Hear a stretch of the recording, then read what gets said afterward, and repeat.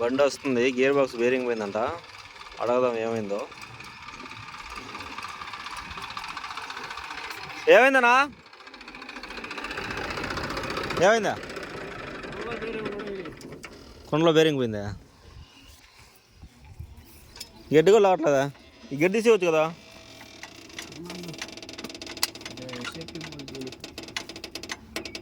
Heat అవుతుంది బాగా. పొగ వస్తుందా? దీని మీద పొగ వస్తుందా? వాసన వస్తుందా? వాసన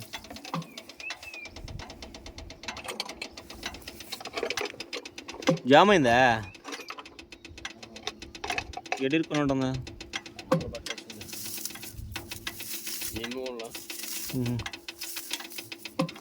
ప్లే కూడా ఉంటుందా?